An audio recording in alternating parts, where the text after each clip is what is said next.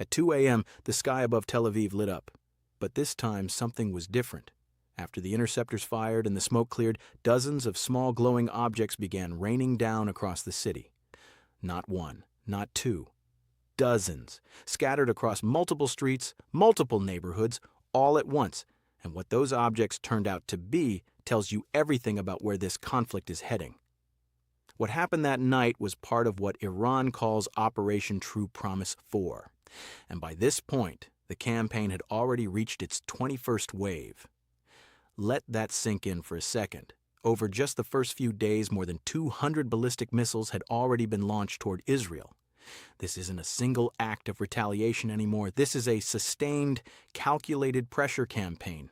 And the missile used that night reveals exactly how far Iran has pushed the technology. The weapon is believed to be the Kibar Shakan, a medium-range Iranian ballistic missile. On paper, its specs are already serious. Range approximately 1,450 kilometers. Solid fuel, meaning it can launch fast with minimal preparation time. Peak speed during boost phase, Mach 8 or higher. Even on approach to a target, it may still be traveling at 2 to 3 times the speed of sound. But speed isn't even the most important detail. The Kibar Shakan is designed with what engineers call a maneuverable warhead. It doesn't follow a predictable arc. It can shift its path mid-flight. And modern missile defense systems depend almost entirely on predicting where a missile is going. When that prediction becomes uncertain, interception becomes exponentially harder.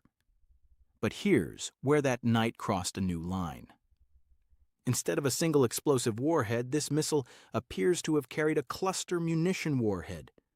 And this changes everything. When a cluster warhead reaches a set altitude, it doesn't simply explode, it opens. Inside are dozens of smaller submunitions, each carrying roughly 2.5 kilograms of explosive material. They scatter outward across a wide area, turning one missile into what can feel like 20 or more separate impacts across several city blocks, vehicles catching fire on different streets, windows shattering across entire neighborhoods, craters appearing in multiple locations simultaneously. But here's the part that makes cluster munitions especially controversial. Not every bomblet detonates. Some land intact, in grass, in gardens, on sidewalks, in playgrounds. They sit there, silent, potentially dangerous for years, sometimes decades. That's exactly why more than 100 countries signed the 2008 Convention on Cluster Munitions, banning their use, production, and stockpiling.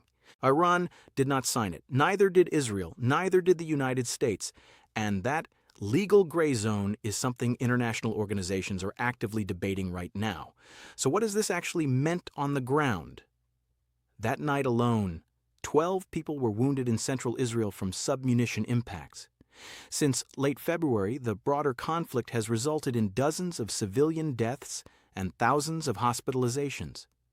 The deadliest single incident so far occurred in Beit Shemesh, where multiple casualties were reported during an earlier strike, but even those numbers don't capture the full strategy. Because this campaign isn't just about casualties. To understand the real strategy, you have to look at the cost math. Israel operates one of the most advanced layered air defense systems in the world.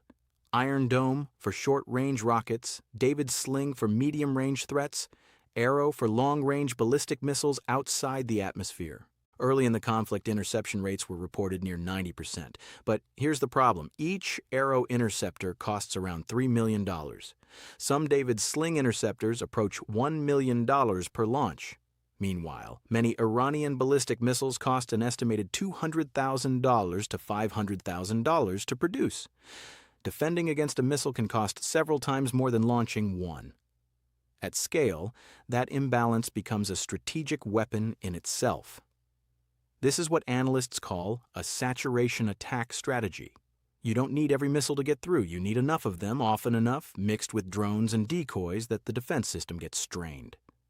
Reports from later in the conflict suggested interception rates dropping from early highs down to somewhere between 65 and 85%.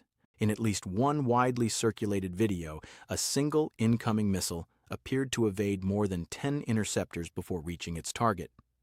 Whether that's a typical outcome or not, it illustrates the core reality. Missile defense is never perfect.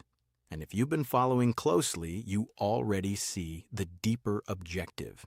Because the goal of a campaign like this may not be military destruction in the traditional sense, it's disruption.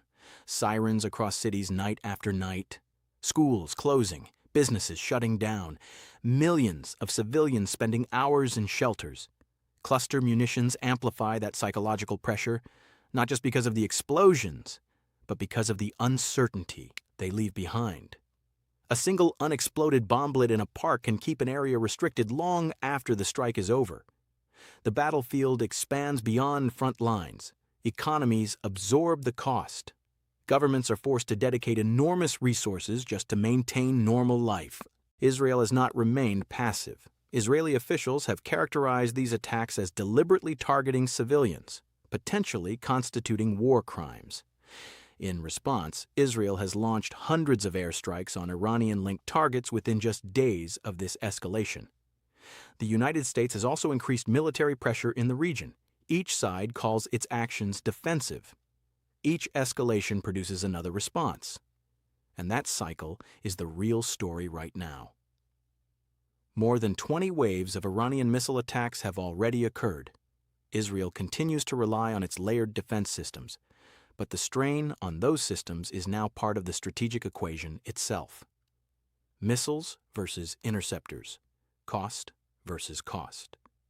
Pressure versus resilience. Military analysts will tell you that campaigns like this are rarely designed to win wars outright. They're designed to shape the environment around the war, to test endurance, to force adaptation. And history suggests that missile technology tends to evolve faster than the defenses built to stop it, which means the next phase of this conflict may not be defined by a single strike, but by how both sides adapt to a strategy that is still unfolding. Stay locked in. We'll keep tracking this as it develops.